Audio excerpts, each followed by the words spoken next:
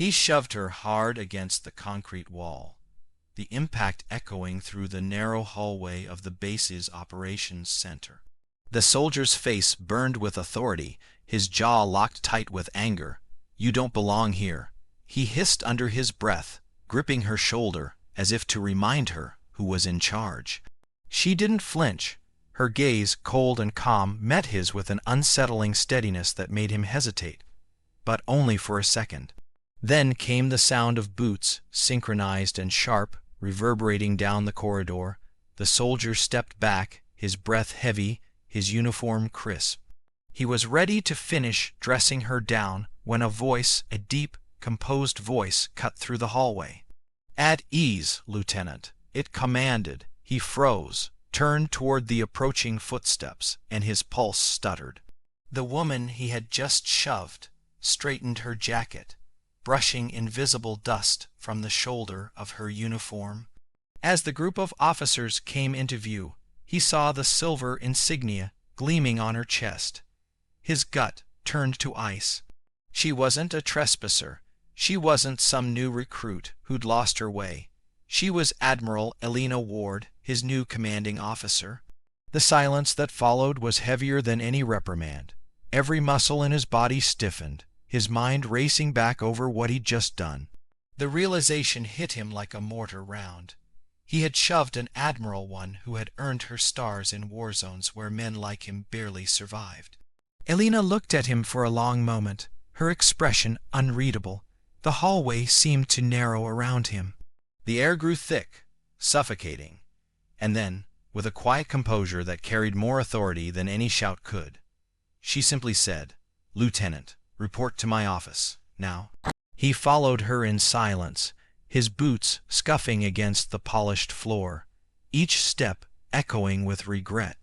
Soldiers and officers along the way stepped aside, saluting her as she passed. She returned each salute without looking away, her presence commanding without effort. To them, she was a legend, the woman who had led Operation Iron Gale, who had brought her entire unit home when the odds were impossible. But to him, in that moment, she was the embodiment of his worst mistake. Inside her office, sunlight poured through the wide windows overlooking the base. The walls were lined with photos, squadrons, medals, folded flags. The scent of coffee and old leather filled the air. She stood by the desk, her back to him, hands clasped behind her. "Do you know why you're here, Lieutenant?" she asked quietly. He swallowed. "Yes, ma'am." "No," she replied, turning toward him. "You don't." Her voice wasn't angry. That made it worse. Anger would have been easier, something he could brace against, but her calm dismantled him piece by piece.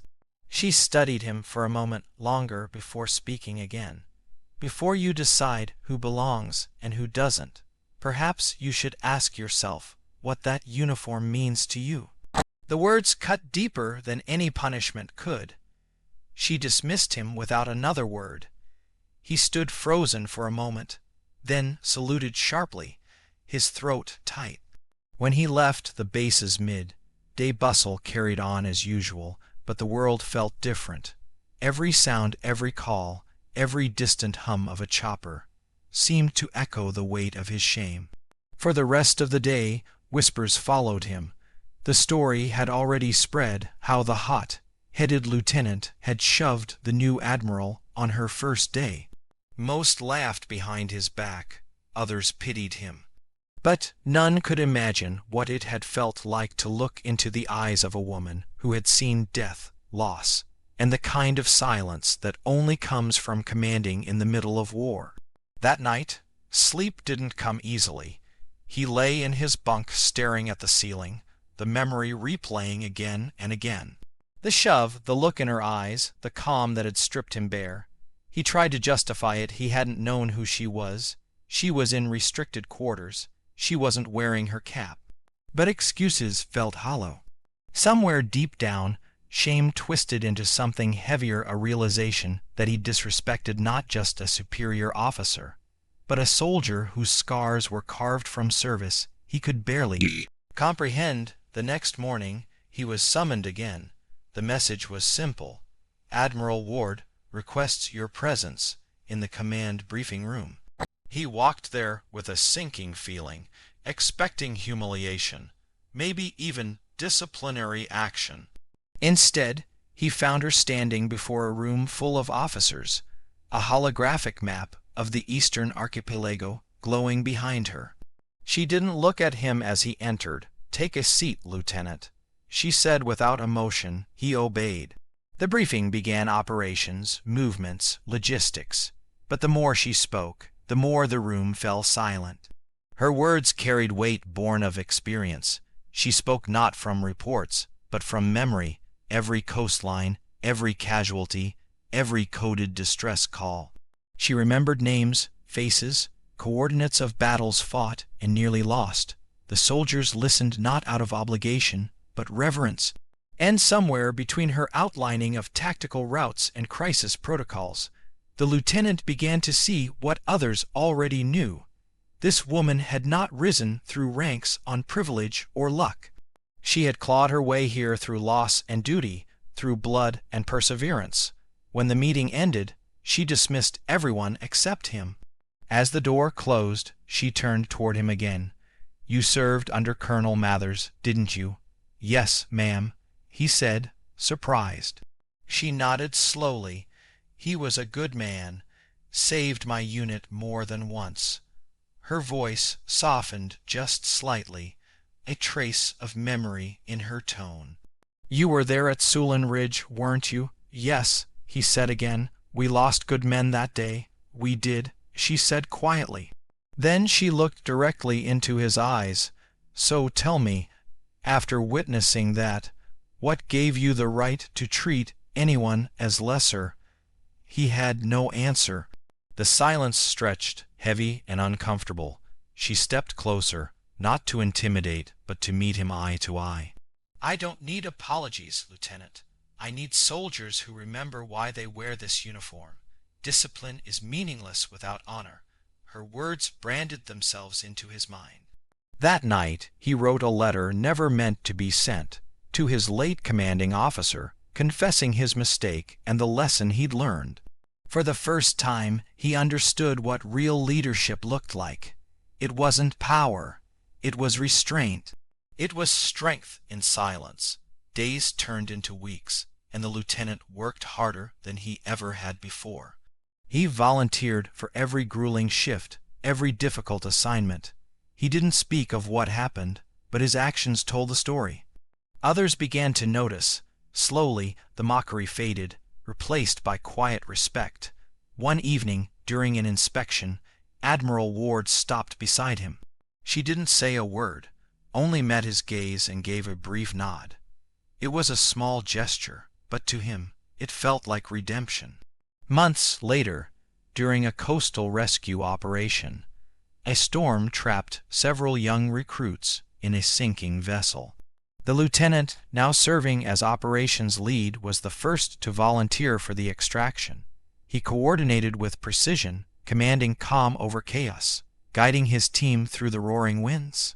When the last recruit was lifted from the wreckage, the chopper pilot radioed in, "Admiral Ward requests your return." When he stepped onto the helipad, soaked and exhausted, she was waiting. Rain dripped from her uniform, her expression unreadable as always. But as he approached, she extended her hand. "Good work, Lieutenant," she said. He hesitated only a moment before shaking it. "Thank you, ma'am." She turned to leave, then paused. "One more thing," she said quietly. "The wall you shoved me against, the one outside the operations center, it's been repainted. Consider that you're clean slate." For the first time since their first meeting, he allowed himself a faint smile. "Yes, ma'am." In the months that followed, they worked side by side through crisis and calm, bound by an unspoken understanding, forged in that first moment of conflict. He became one of her most trusted officers, not because of loyalty born from fear, but from respect earned the hard way. There was one day, near the end of her term, when the base assembled for her farewell. Hundreds of soldiers lined the courtyard, uniforms pressed, flags fluttering in the morning wind. As she stepped forward to address them, silence rippled through the ranks. Her voice carried steady across the field. "Leadership," she said, "is not given. It is proven, often in moments of silence, when no one is watching." She looked toward the lieutenant, now wearing the insignia of a captain, and their eyes met briefly.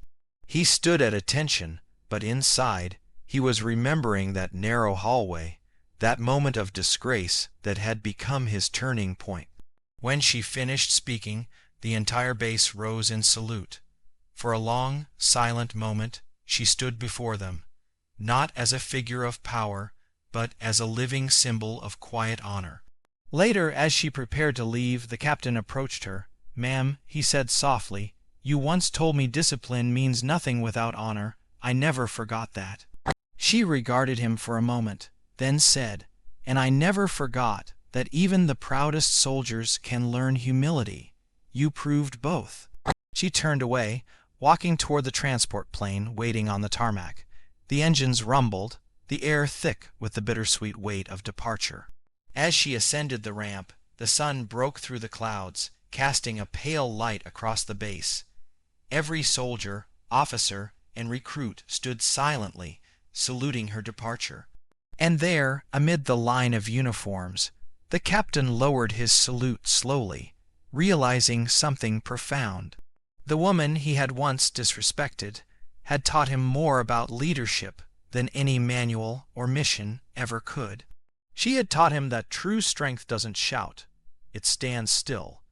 In the end, the story of the shove faded into memory, replaced by the legacy of what came after. A legend not of power, but of transformation. Because sometimes the moment you think you've broken someone is the same moment you realize they were built to rebuild you. To those watching, remember this: respect is not earned by rank, but by integrity. Strength is not shown in dominance, but in dignity. And the loudest lesson life can teach often comes in the quietest form.